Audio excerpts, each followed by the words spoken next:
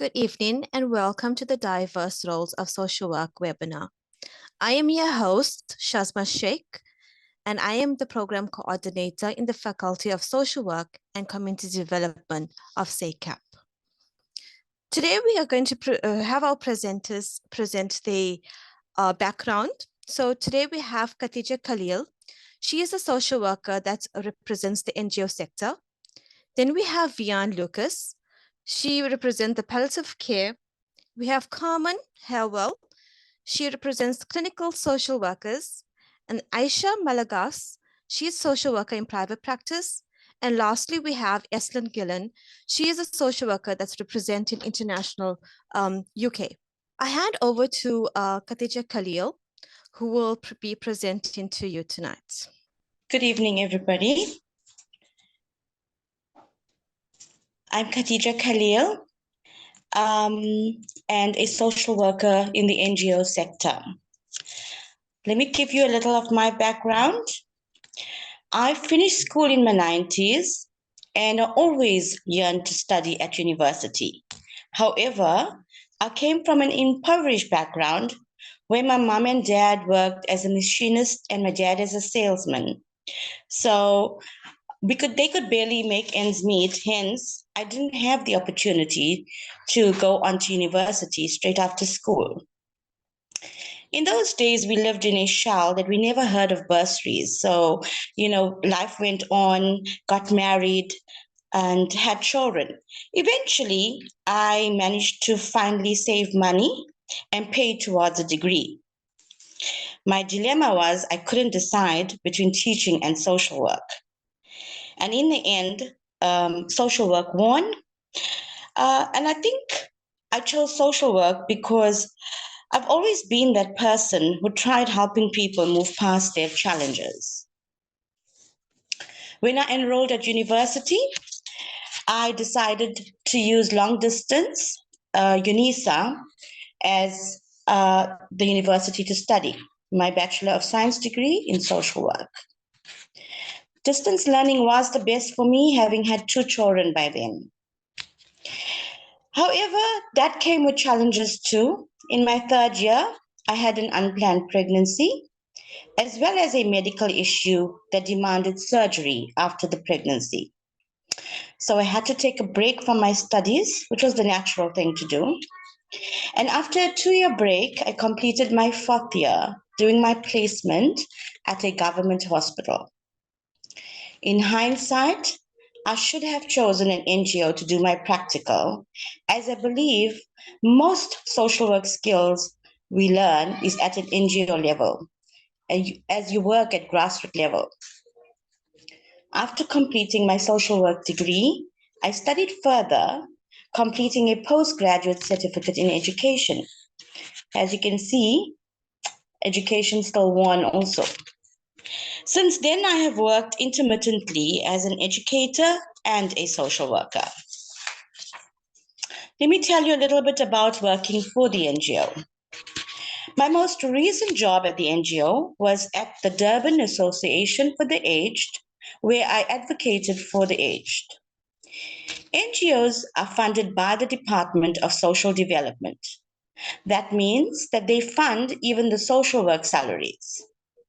Hence, each social worker is required to submit a monthly and quarterly report to the Department of Social Development, as the department uses that information on the work we do as social workers to add to their stats.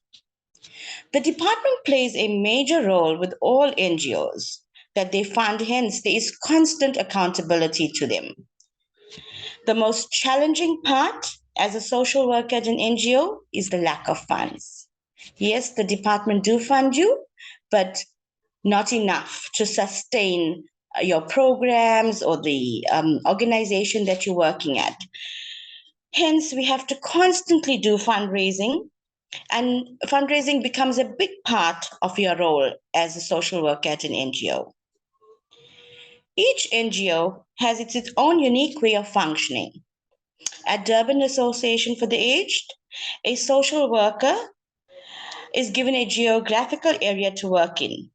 We are required to conduct casework, group work, and community work with the beneficiaries we serve.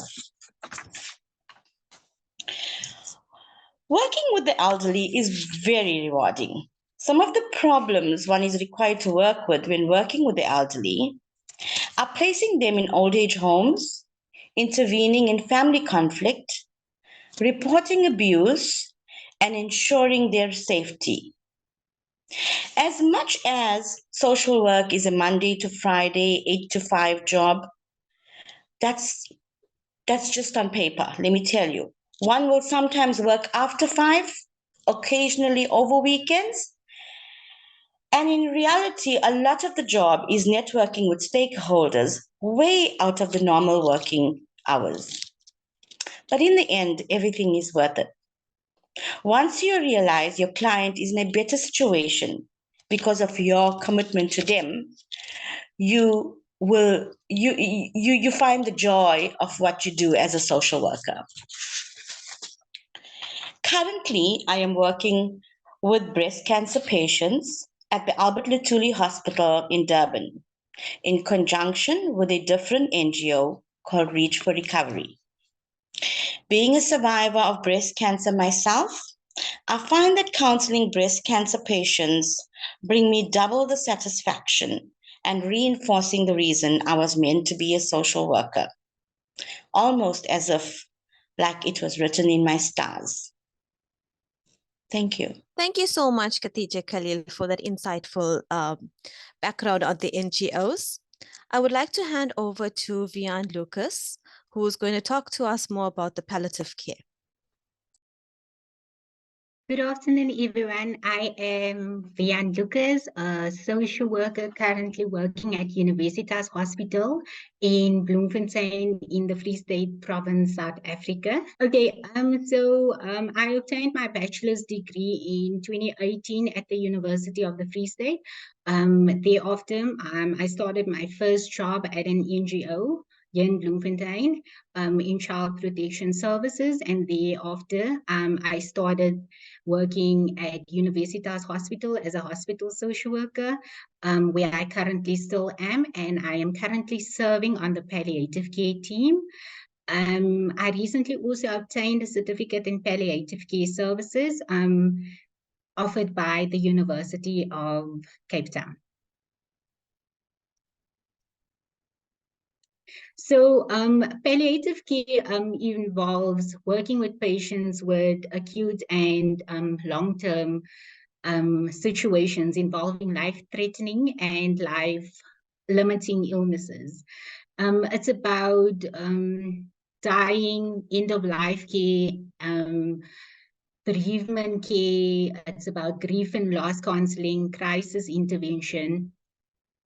And specifically, we work within 3 hospital settings, which is Universitas Hospital, Belinomi Hospital, and National Hospital here in Bloemfontein. It is an holistic approach because we try to take care of the needs of the patient holistically and how the different systems actually have an impact on the patient's life. So to ensure and create comfort at all times, and also to ensure that every patient dies to dignity, which is also ultimately a basic right of every patient to have access to palliative care services. So obviously, we do function within a core team, within a multidisciplinary team and interdisciplinary team, which encompasses of our medical specialist, Dr. Gillion van Jaarsveld, who is responsible for symptom and pain control. And then we also have our project manager, Ms. Mita Sauli, who is also a professional nurse by profession, and she is also responsible for pain and symptom control, and she also provides support in terms of spiritual care. And then we have our monitoring and evaluation officer, who is Rita Bila Matuka, and she keeps this team together.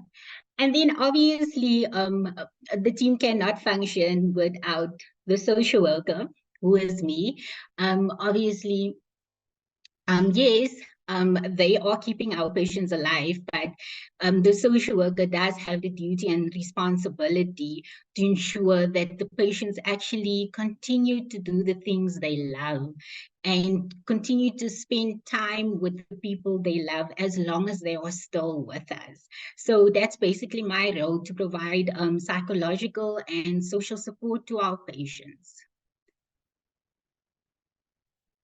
Yes, so mostly part of my job or my role as a social worker on the palliative care team is to do assessments, which I know that we are quite equipped in various assessment tools, and then also to provide counseling, which also varies from grief and loss counseling to bereavement counseling to trauma counseling.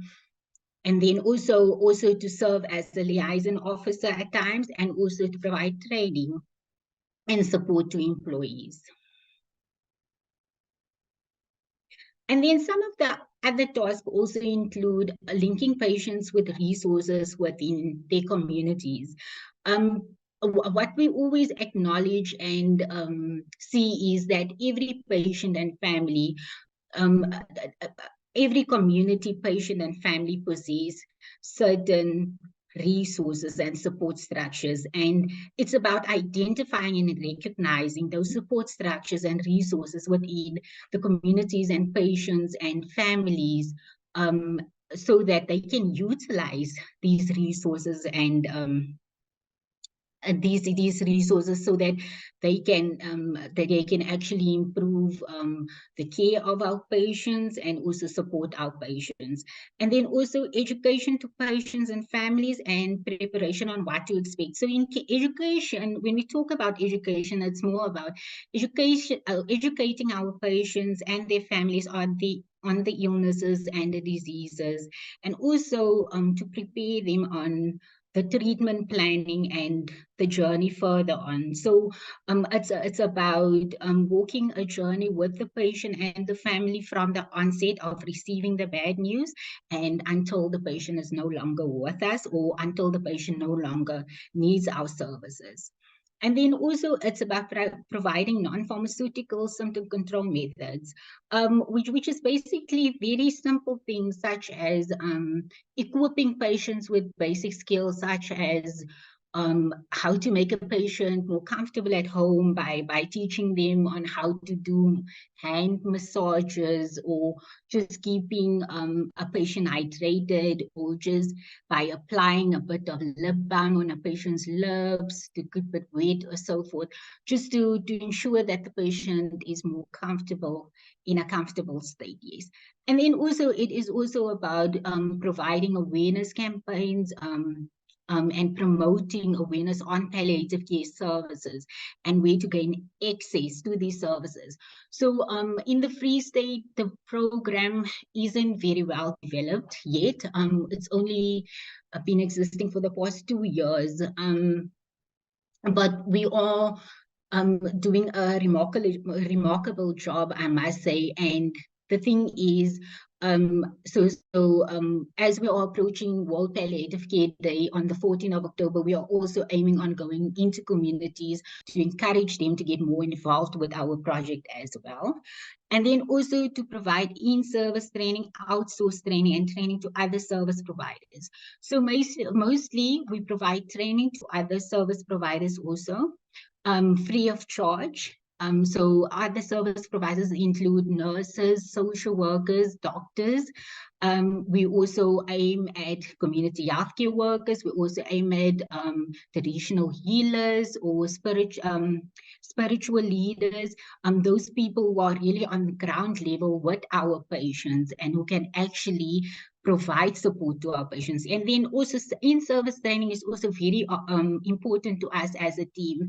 And it really motivates us as a team to expand our knowledge and skills in providing better services to our patients. And then also we facilitate care plans, which involves stipulating the patient's physical symptoms, the patient's psychosocial needs, and the patient's spiritual needs. And then we have a plan for each aspect in place. And then also to promote effective communication. So basically, I am the link between the doctor, the family, the patient, and also a mediator at times also, but also amongst my colleagues also to promote effective communication based on respect, and also among family members also, because sometimes you will find a family exists of many characters, and there are a few family dynamics, and that's where the social worker actually comes in. And then also advocacy of rights of patients, treatment, and access to resources. So that also, it's very important that the patient should not suffer with any sort of pain, whether it be physical pain, spiritual pain, emotional pain. And there's where the social work also comes in to advocate as to for some pain medication. And then also for the patient to have access to resources. For instance, I had this recent case of a patient who was recently diagnosed with Gillion, and he was the breadwinner. He was very young. He has been leading the household ever since he was 17, and he's 19 years of age now. And his worry, his concern, biggest concern was his two younger cousins back home, 17 and 15. And all he could say to me all the time was, because he didn't realize the reality of his diagnosis, because he also lost his mobilization, so he was never able to go back to work again. And he said to me, I needed to go back home because I was concerned about my two cousins. I don't know what they're eating, so I needed to go back home. And unfortunately, he did not have an ID, and his mom was also missing, so she was also untraceable. And we went to Home Affairs, and you know, they have very strict policy and so forth, and the officials told me no, they couldn't help me because I wasn't related to the patient nor the patient's mother. The patient had needed to be accompanied by a relative, and it cost me a few tears. So sometimes it costs you to fight with officials, but yet to remain calm and respectful at all times, because we need to maintain long-lasting relationships with these officials in order to provide better services to our patients. And ultimately, in the end, we managed to apply for an ID for the patient in order for him to apply for or have access to a disability grant. Yes. So, and then also, we are currently creating a down referral pathway of care in communities. With that being said, we are only 5 on our team currently here in Bloemfontein, but we do have other nurses in places such as Bethlehem and Welkom providing palliative care services. But it's still not enough to follow ups. So we tend to lose our patients in the process, which we do not want to happen. So we have been approaching various clinics and social workers, providing training for them to get involved with the program, and actually to provide mentorship and supervision services to the community healthcare workers who would ultimately be used to do home-based care in palliative care. And ultimately provide palliative care services to our patients who need it. And then also supervision and mentoring of social work undergraduate students. We currently have 2 students working with us. And what we really try to cultivate is that regardless of the knowledge, the skills, the qualifications that they obtained, that they just needed to keep in mind what was important when working in a palliative care team. And that was really from working from an approach of compassion and empathy at all times for our patients, for their families, for their different circumstances. And that was ultimately important at the end of the day. And then also we have also introduced and administered, and we are currently administering a craft center at our oncology department, which is the aim of it is ultimately to create skills development in our patients, also give them a sense of purpose, but yet also yet we also want to teach them on how to fish instead of just giving them the fish. And then also facilitation of support groups for caregivers of patients, because we have found that it was overwhelming for our caregivers to actually take care of our terminally ill patients at times. But also we have also started facilitating support groups for the community healthcare workers, because it is just as difficult for them to provide services, support services to families. Okay, and yeah, I would just like to share a few pictures with you. So the first picture demonstrates one of our awareness campaigns we had. And then the second one was just a grief and loss support group we had with community members. And then the third one was a more recent project we worked on. So one Friday afternoon in support of PECH SA, which is the Pediatrics Palliative Care Association. So in support of them, we made hats out of, let me just show you. So I made mine out of a paper cup and a paper plate, and then I just used a headband here and a rose. So it gives off that Queen Victoria vibe, as you can see here. So yes, so we try to partner with such initiatives and support such initiatives also. And then also we work closely with our children's hospice, also Sunflower House. PECH also has this initiative annually to provide awareness into children's palliative care needs and care, and also to raise funds to reach more children and to provide better services. So you can also go and check out the website. It's PATCH SA. Yes, PECH SA. And then the picture here with the men standing there is just one of the traditional healers sharing their experiences with us.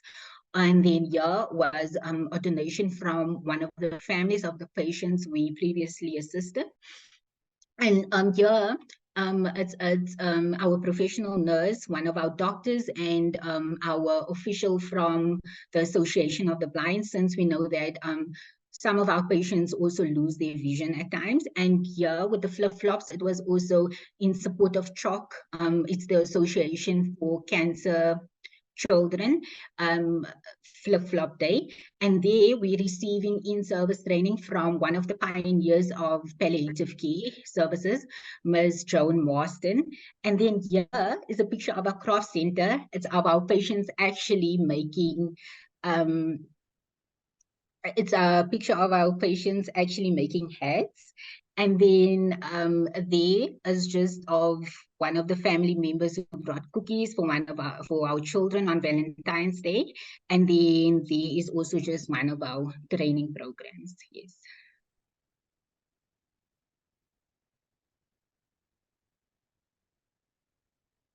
Okay, so currently we are working on establishing a social relief fund, and the purpose of the fund is to provide some form of material relief to our patients, since with every illness or a diagnosis of terminally ill or chronic illness, our patients tend to lose their form of income because then they're unable to go back to work. And some of our patients don't even have documentation, so they can't even apply for a SACAP grant. So it's really difficult for our patients at times, and it's really about providing some form of relief, because we don't want, because our patients are already going through such a difficult time in coming to terms with their diagnosis, and now finances places additional stress on them. So in the form of clothing, transport, money, food, or any need, we're trying to establish this fund to assist our patients. And then also we're looking into doing some research, and then also to advocate for the integration of palliative care into social work. I think, yes, social workers play a valuable role on the palliative care team, and it should be recognized by our department.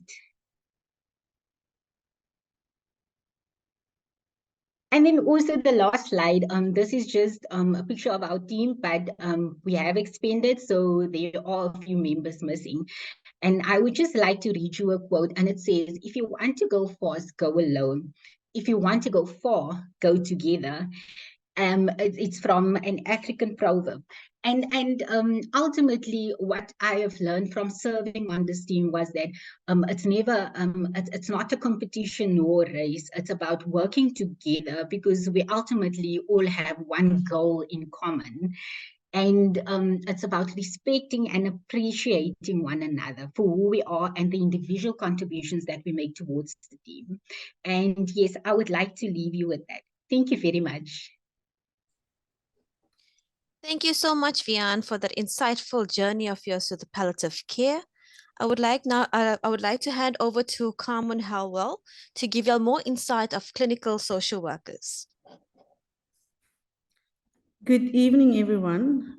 It's really an honor to share my journey with you. Yeah, besides being a social worker, I'm also a wife and a mother of 3, and it gets quite busy, you know. But I think social work is a very rewarding profession, and I haven't regretted, you know, choosing social work. It's always been my first choice, and yeah, it's been. I think this is my passion and I love what I do. So I'm very happy to be able to share with you my journey thus far. So I started my training or education in social work at Stellenbosch University in the year 2000, and I graduated with my bachelor's degree in social work in 2003. I was very fearful, you know, after completing my bachelor's degree to enter the social work field. And so I decided to stay on, and I did my master's degree in welfare program management immediately after, and started my social work career at Cape Town Child Welfare in 2005, which is mostly focused on child protection. And I think the first speaker did tell you guys a little bit about the NGO sector, so I won't focus much on that. And I also had the privilege then to have some international exposure, as I was granted an opportunity in 2006 to go to Sweden and did an international degree in social science. Part of that journey also included me being placed like a practical at the Family Bureau of Investigations in Gothenburg City. And what that entailed was mostly they do paternity tracing, which was quite interesting for me because that's not something that we do in South Africa. And it mostly focused around divorce and divorce mediation. When I came back to South Africa, I went back to child welfare, but I didn't stay there very long, and was shortly after that recruited by the Department of Social Development, where I worked as a probation officer from 2007 to 2008. I mean, I think I started in December that year. I didn't stay there very long, and I found my home here in the Department of Health, and I've been here for the past 15 years this year, where I'm heading the social work department, and therefore I'll be telling you a little bit more about clinical social work, but also what it is that I'm doing. I will also share with you a little bit in terms of what the social workers do in my team. A lot is linked to some of the duties that Viaan has shared with you earlier. Yeah, so as the head of the social work department, my job is mostly to ensure that effective social work service is provided throughout the hospital. Oh, sorry, Nazli, my name is Carmen Herwell, if that's the question. And so, yeah, so what I do is I need to make sure that there is a social work service throughout the hospital on a daily basis. And I also represent the social work department in and outside of the facility. What that entails is I sometimes do visit other institutions. I visit other government departments, NGOs, to network in terms of services for our patients. And yeah, I love that part of my job because I get to meet a lot of the people in the community. Part of my job also is about ensuring that the social work team have access to resources, but also that there is sufficient social work staff available to enable them to provide an efficient service. Part of my job also include managing the physical and financial resources for the social work department. And with financial resources, it's mostly focused around, the availability of social work posts, which is still a very scarce resource for us because I always think of us as guests, or the stepchild in the hospital setting in a way, because this is not the core function of the Department of Health. I mean, social work is not. And so I think sometimes it is just a little bit more difficult to or challenging to motivate for human resources. But I think we've came a long way over the past 15 years where, the MDT has realized the importance of the vital role that social work plays within the health setting. And so the team have grown significantly over the past couple of years. Part of my job is also then to provide staff supervision. So it's not really micromanagement, because you'll see later on in my presentation that there is more a social work in a more senior role per clinical area, and they kind of manage that department and they have support staff under them. So really when they're struggling with certain things and they need resources or certain stuff needs to be escalated, that's when they'll consult with me. But we do have daily case discussions. And again, not each case is being discussed. It's really those cases of concern, or, it's opportunity for other team members to learn should they have similar cases. And of course, my role is to also facilitate, effective employer-employee relations. So a little bit of conflict management as well, especially when there is, misunderstandings or amongst members of the MDT that, may sometimes don't understand what the role of social work is, or they feel that certain roles overlap with each other. That's when I'll step in and do a little bit of conflict management. Part of my job is also, and I really like this part, is to coordinate the education and training within our social work department and within the multidisciplinary team. So basically what that means is that, if there's any changes within legislation pertaining to social work, and like the Children's Act, the Mental Health Act, the Older Persons Act, I will coordinate these type of training sessions in the hospital for the staff, not just the social staff, but the multidisciplinary team as a whole. And that's been very rewarding for me because I like, sharing knowledge, but also learning from my fellow colleagues is always good.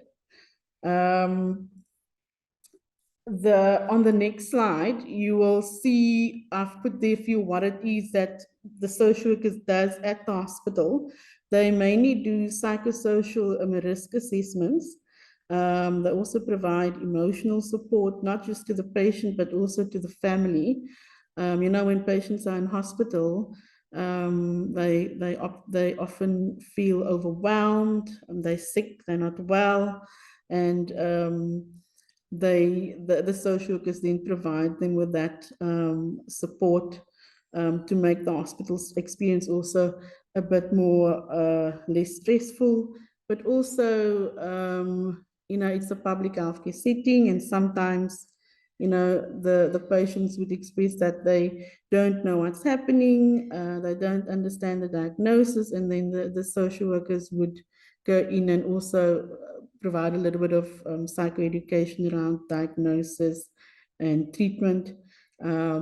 But very importantly, I think we do the discharge planning, but it's very important because we also need to make, or my role is to make sure that we do have sufficient bed space available.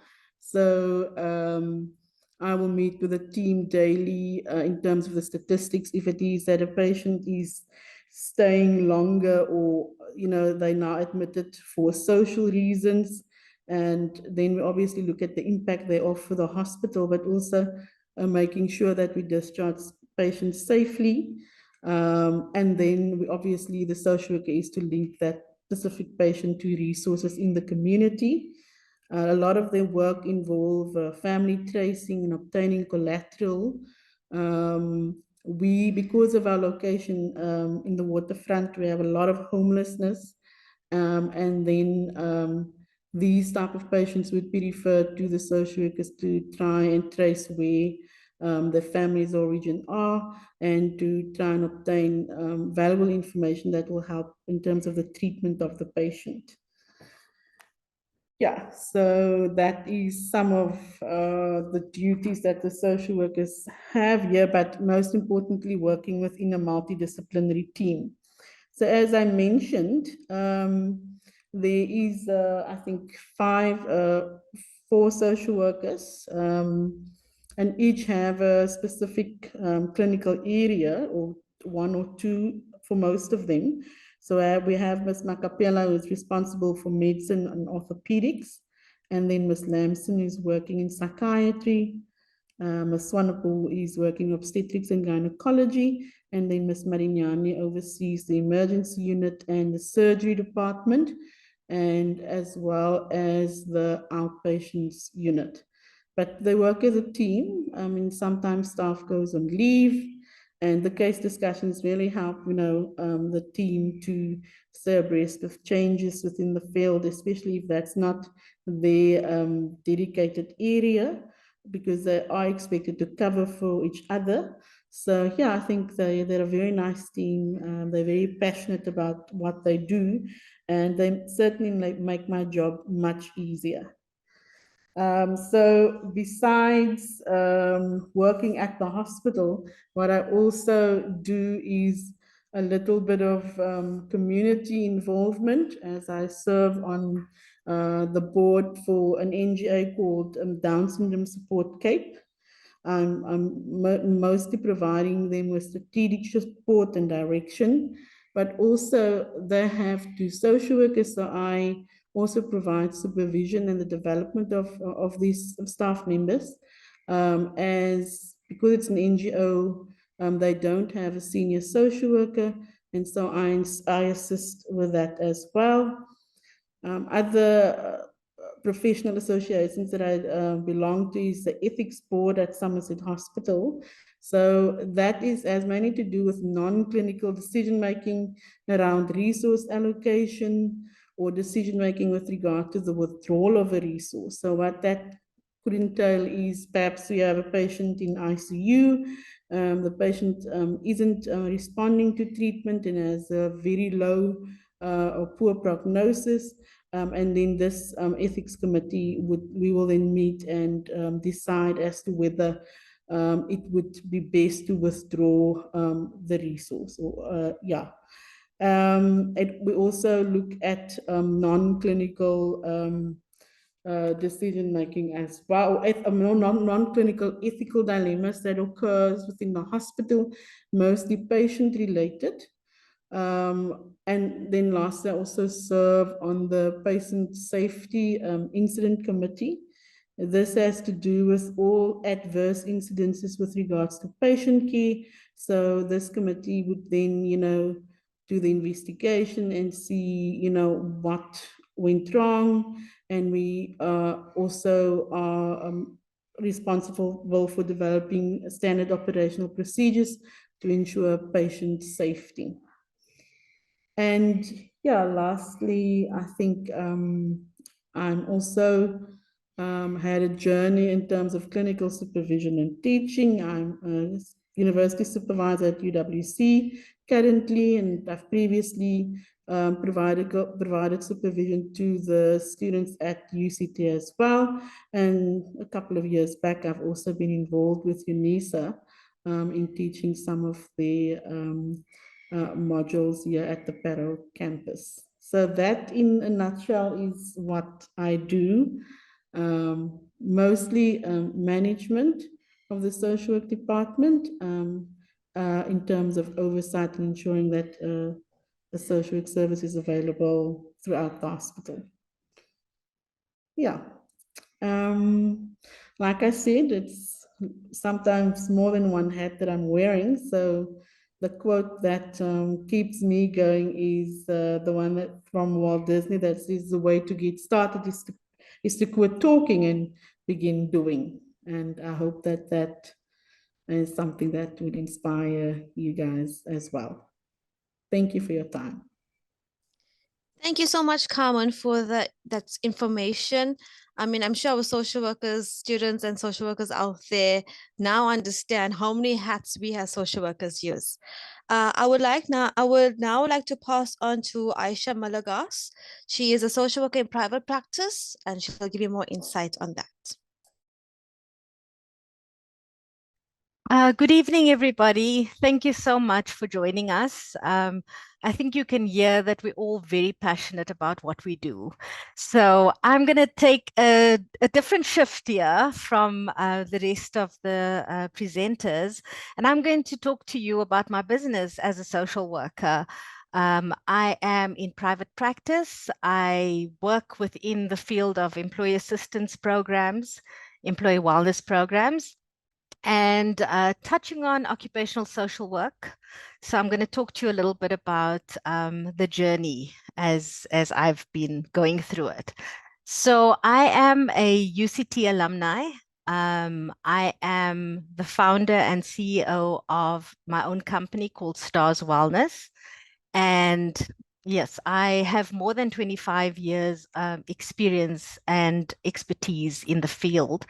I've worked in NGOs, I've worked in the public sector, I've worked in the private sector. I am a seasoned trainer, and I've facilitated and developed various training programs for different organizations. I've also been focused on employee wellness programs for a very long time. And within that, I conducted work on the meso, micro, and macro level. And I think a lot of you probably struggle with, finding the one thing that you like. Do you like micro work? Do you like meso work? Or do you like macro work?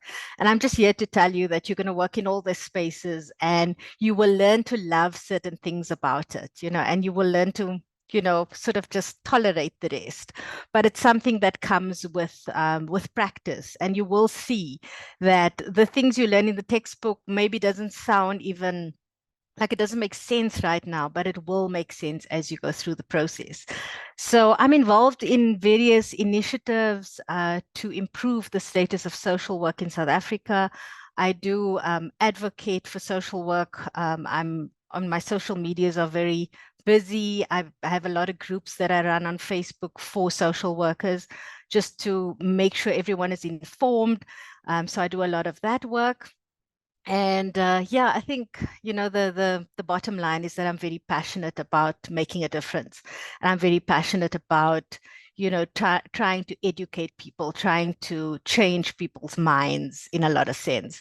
So I do a lot of speaking engagements. I do a lot of training events, and I do a lot of work in corporate. So different from the others, I work in corporate spaces. I will work in your office spaces that you see around you, all the businesses. That's where I go in. And the focus really is on wellness. And when we look at wellness, it's a little bit different from the employee assistance program, because it focuses on a few pillars. And I've put a little graphic there to show you guys. So we work in spaces where we look at physical wellness, we look at nutritional wellness, we look at emotional wellness, social wellness, spiritual wellness, intellectual wellness, financial, and environmental. So it will cover lots of different things within, a specific person. We don't just look at one thing, we look at everything. And so it's a very holistic approach. So just to carry on, so in terms of my profile, I was an employee well-being consultant at Standard Bank. So I just want to show you the different spaces you can find yourself in. So I was at a bank. I did a fixed-term contract with them, developed some learning pathways for the group, which is still quite active. And it's really just life skills, topics that people go through, little online courses that I help develop. I'm a member of the CPD committee at the council, and I have been doing that for many years.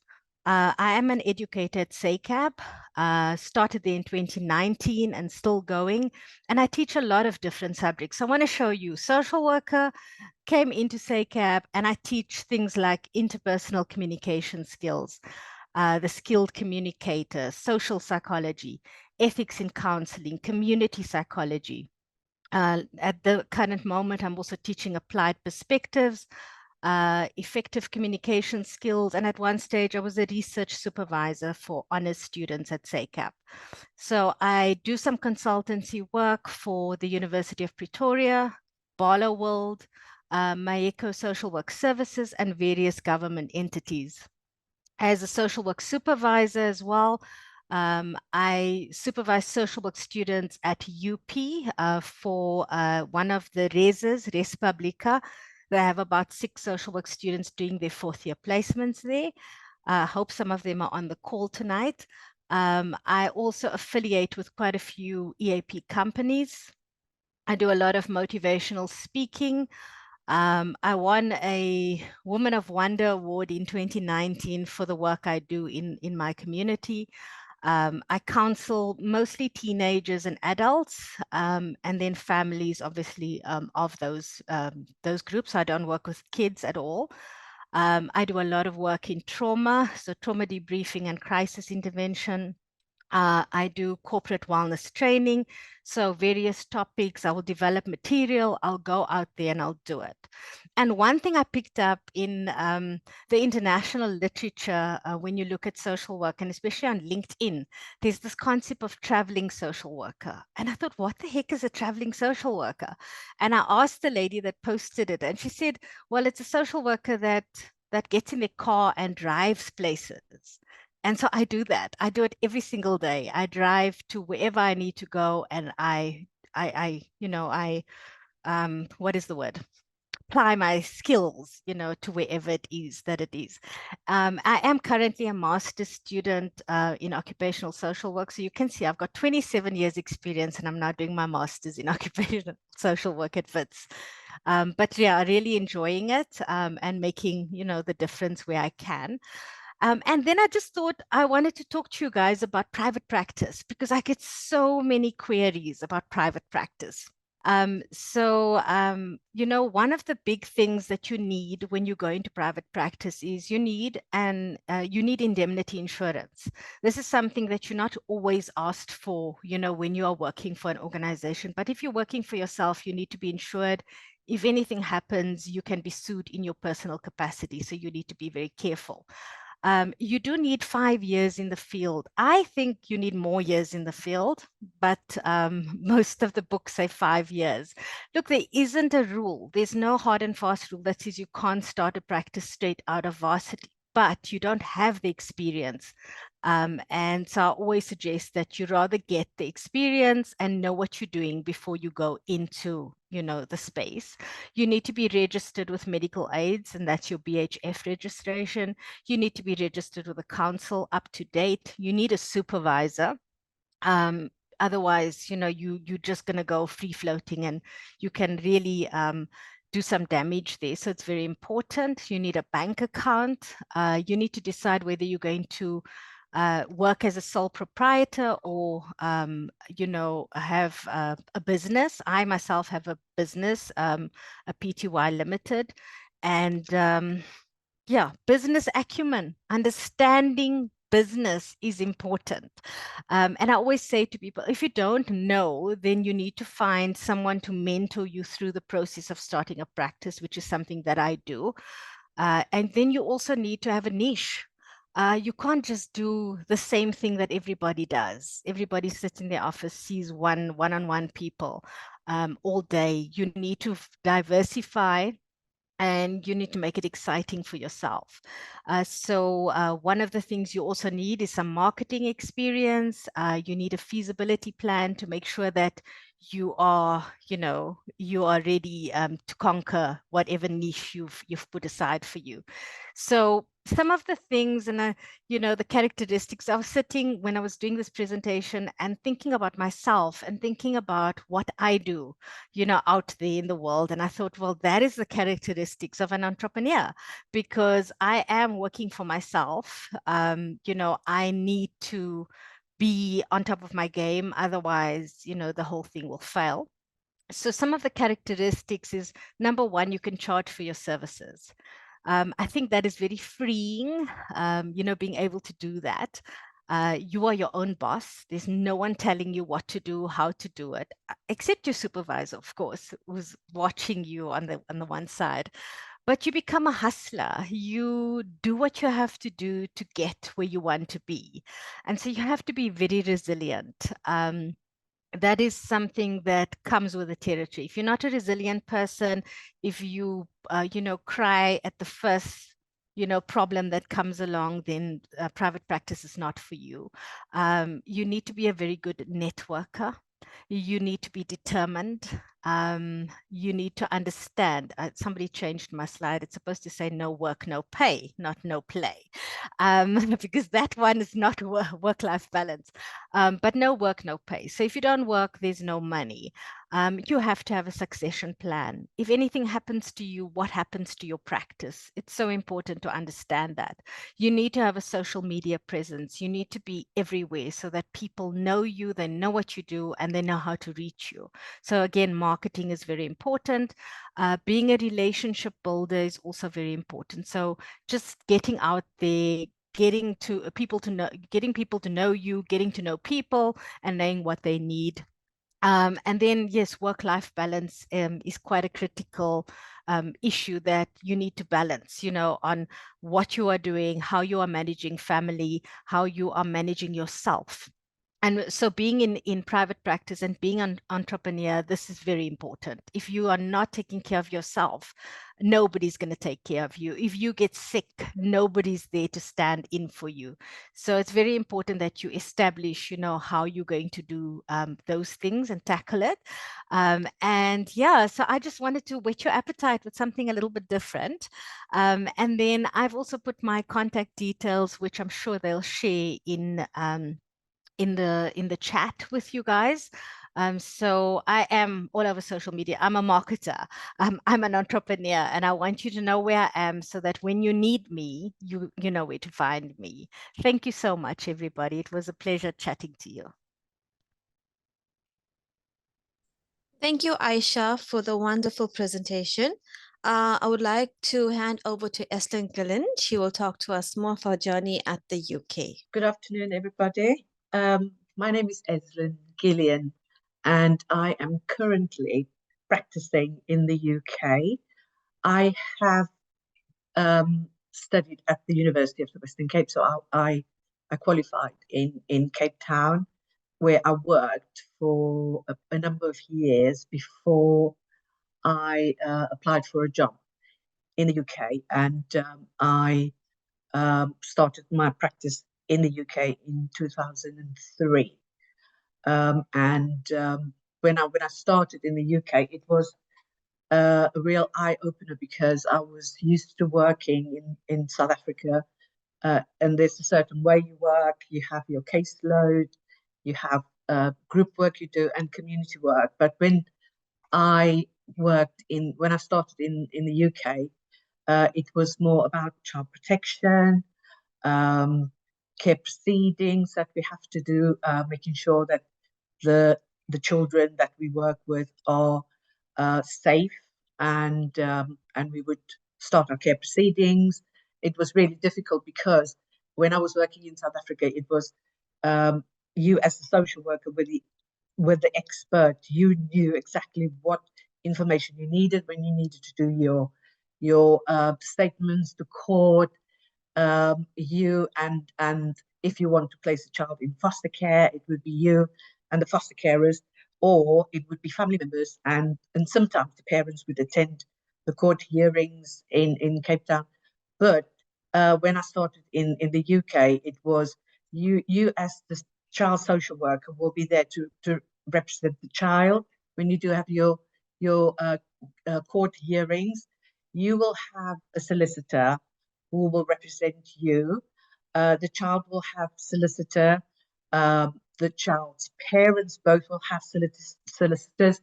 The court will appoint a guardian who will represent the child, because the child does not attend any of the court hearings, and she will or he will have consulted with the child in terms of what they want. If we feel that the child is at harm, the court will issue a full care order, and the child will be placed either with kinship carers. It will be family members who would have been assessed during the care proceedings, or the child will be placed in a residential home or in foster care. And when the child is allocated to, because I work in the looked after team in Leicester City, and I before the child are transferred to our team, we would have a transfer meeting with the social worker who did the child the care proceedings, and they will provide us with all the information about where the child is placed, how old the child is, and I will then go and meet the foster child, the foster carers, and I will get to know the child. And it's sometimes really difficult because a lot of the children don't want to be placed in foster care.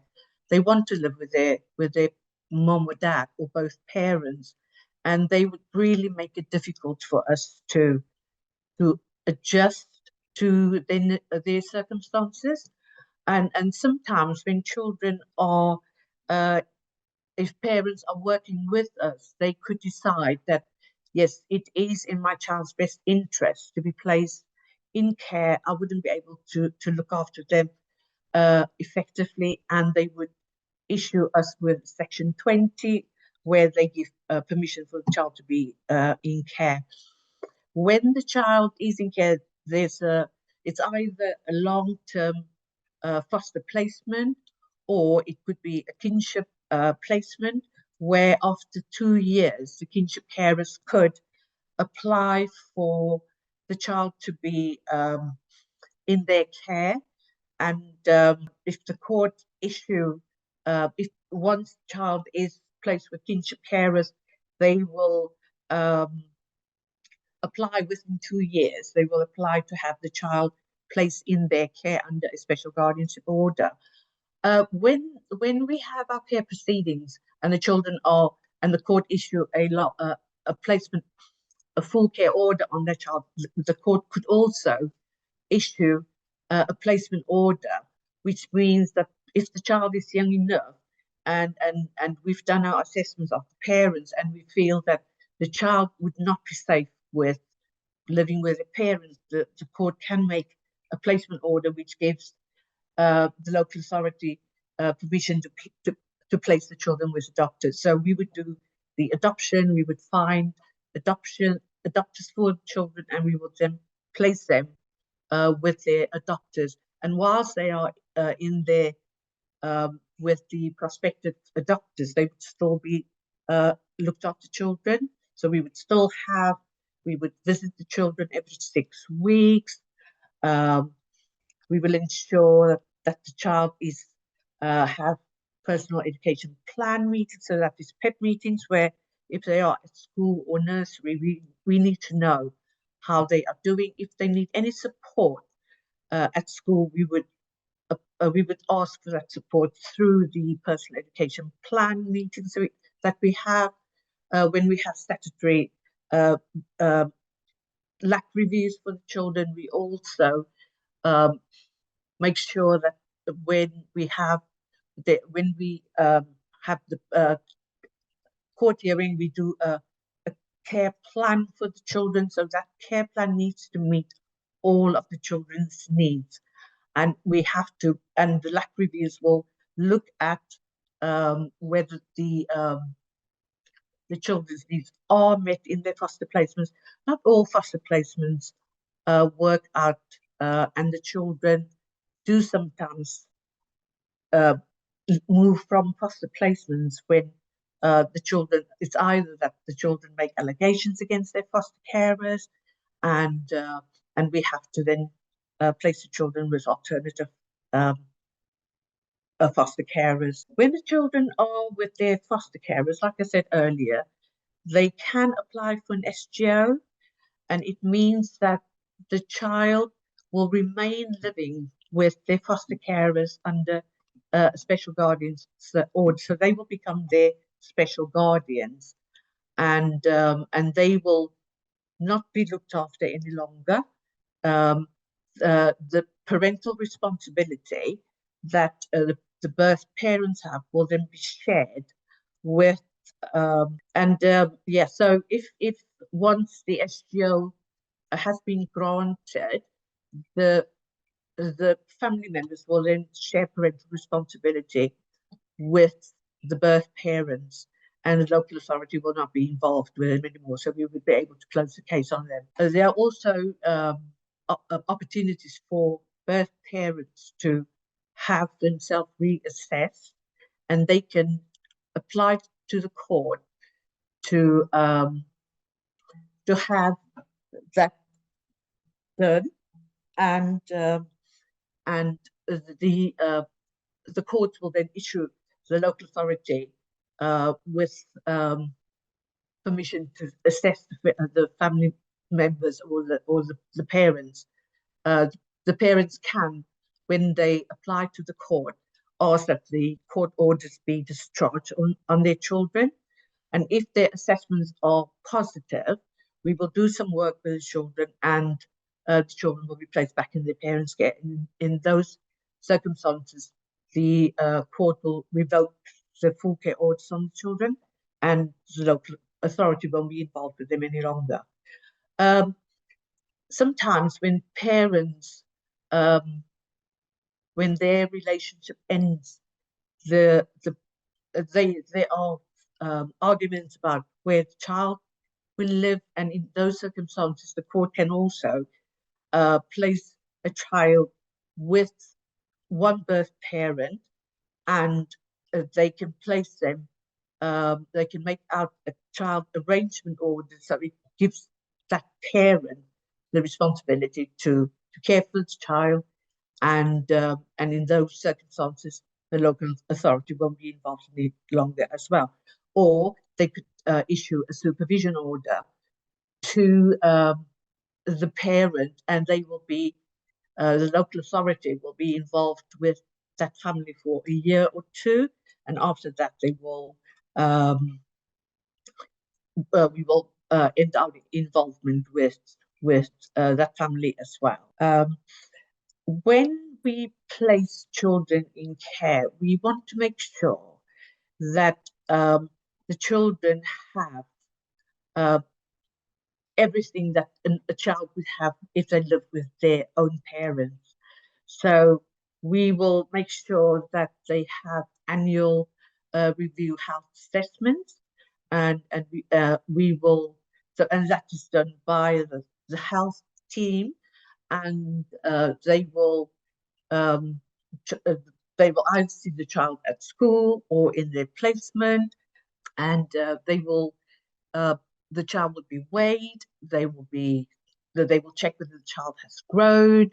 They will look at if the child needs any mental health assessments, and they would make recommendations in terms of that. They will also make sure that the placement where the child is placed is meeting the child's health needs. So if the child needs immunizations, if they need to be seen by their doctors, and they will make recommendations, or they will advise the foster carers to do that if they feel that there's a need for the child to have that medical if that advised. If the medical team have concerns about the foster carers, they will also email the social workers and give us feedback about the visit that they did, and also if there are any concerns in terms of they feel that the child needs therapy, they will ask us to make referrals to, and necessarily do have a therapeutic team, and we will make referrals to that team to do that work with our young people or our looked after children. Then it's also important that when we place children, we place them with culturally appropriate families. So there's a lot of children who are Muslim children who are placed with Muslim foster carers, and some of the and Black children with Black families, because we want their identity to be to be encouraged. There's cultural activities in Leicester, like the carnival, the Caribbean carnival that they have, and those are things that we want the children to be taking part of. And some of the children do take part in the parades that they have, and those are the things. And also a lot of our Black children have specific things that they use on their hair and creams for their skins, and those are the things that Black families will know, and a lot of white families might not have that information, so it just makes it easier if a child is placed in an appropriate culture. And also in terms of their religion, a lot of Muslim children, they attend madrasa, they attend their mosque, and if you're a Christian, you wouldn't know about that. So it is important that the children are placed with families who are who follow the same religion as them.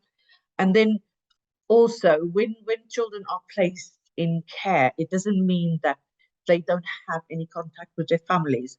They still have family time. We have a contact center where they supervise contacts with so between the children and their parents, and if they have siblings and they are placed separately, there would be sibling contacts, there would be family contact, where it's the family and all the siblings, and sometimes it is aunties and uncles who join in with the contact, so that the children still remain, they still have that contact with their family, they're not isolated. And if after if the parents are successful in revoking the orders, those children would still have a relationship with their family, and that's really important for the children to have. And then we also make sure that when our children are looked after, we want them to have the best outcomes. We want them to be able to when they leave care, they can leave care normally when they are 18 years old, and when they are 18, they have a leaving care worker. So the social worker's role would be terminated, and they have a leaving care worker who makes sure that if they need their own accommodation, that they will help them to obtain that. We want to make sure that they have they are safe when they are living in a foster placement, or if they are in a residential home.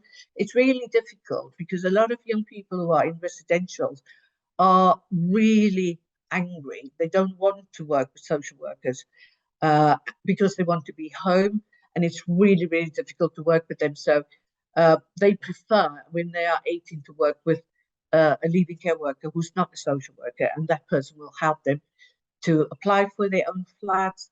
They will apply for benefits to make sure that they have either apprenticeship or they go to college or university. And the local authority will also help in terms of if a child wants to go to university, they would make bursaries available to them, or they will provide financial support for them to obtain their degrees. And we've had some of I've had two looked after children who, after they left school, went to college, went to university, and the local authority paid for that.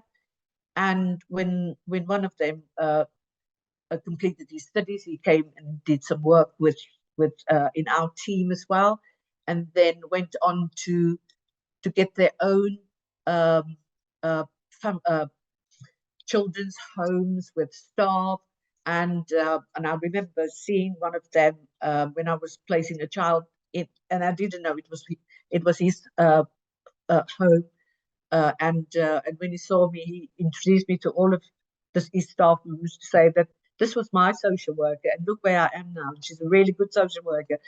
But it is really rewarding to see the progress the children make when they reach 18 years old and they can move on. They have a career, they have a good income, and they start their own families, and you know that you've done a good job when you see them, and you know that they've made that progress, and they keep in touch with you. And if there's any, I know that it was when I came to the UK, a lot of people said that it's all the social workers, because we were about 10 South Africans, and they told us that we are really brave leaving our families behind and starting new in the UK. But it's a big challenge, and it is really nice to know that you can go back home and you can say, I've worked in the UK, I have gained some knowledge, and I said I wanted to be in the UK for just 2 years, and it's 20 years later and I'm still here, and I'm really enjoying what I'm doing. And if there are some of you students who think that you are up for the challenge, then that's something that you could explore. There are agencies in South Africa who will do that. If you want to do that, you can contact them and you can say.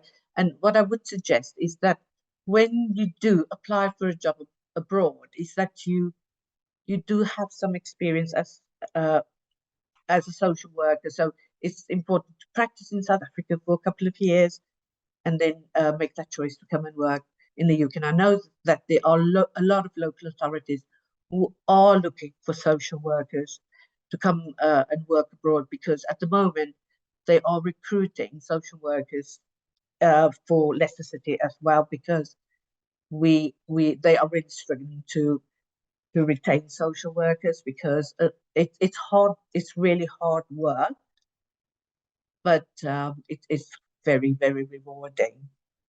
And that's it. Thank you so much, Eslynne. It was really insightful, and just thank you to all our panelists this evening. Unfortunately, Shazma is having a little bit of technical difficulties, and so what I do is I'll just like to take you through the Bachelor of Social Work program that SACAP does offer. What unfortunately I don't have Shazma's insight as the program coordinator, but I will give you as much information as possible. We do have Dr. Poppy Masinga, who is the head of the faculty, as well as Deneen, who are on the back end. So please do feel free to ask any questions in the Q&A box, and they will be assisting me as well. Right, so our Bachelor of Social Work degree is an NQF 8 equivalent degree. This means you will study full-time for 4 years. And unfortunately, we do not offer this program online just yet due to our accreditation. So it is full-time only at our physical campus in Cape Town, as well as Johannesburg. It is SACWA, CHE, and SAC, SSP accredited. And so what this means is that you will be able to register as a social worker once you have completed this degree. The British Accreditation Council has also accredited SACAP as a higher education institution overall. So it means that our qualifications are recognized as being high quality and high of a good standard when studying this qualification at SACAP. Lastly, there is a world practicum component. So the work integrated learning will start from year 1 all the way to year 4, and that means that you will end this qualification with over 1,000 hours of various workshops, training, as well as practical experience at the end of your 4 years. Right, so if you have already been on SACAP's website, you would notice that there is a screening and selection process for this particular program, as we can only take 20 students per approved campus. What you will need to apply is that you will at least need a matric certificate, so that's your national senior certificate, or a vocational equivalent NQF4 certificate with an achievement rating of 4 or more in 6 designated subjects, including English. If you have already started your studies and you have an NQF5 level qualification, as long as it is a SACAP verified equivalent qualification or an advanced certificate or diploma in a cognate field, so in a field that is relevant towards social work, you can also apply with that degree. Lastly, if you are 24 years and older, and you do have experience in the field, but no matric certificate or equivalent NK5 qualification, you can apply via RPL, which is recognition of prior learning process. And we will provide you with more information on that on our website, where you can learn what is required of you in the portfolio that you need to submit. Right. So as I've mentioned, a minimum of a matric certificate is needed for you to apply, with an achievement rating of 4 or more in 6 designated subjects. If you do have a senior certificate, so this is a matric certificate pre-2008 with an endorsement with English as well as mathematics or maths literally passed at standard grade or better, you can apply with that certificate. And then again, like we said, if you do not meet any of these requirements, you may apply through our recognition of prior learning process.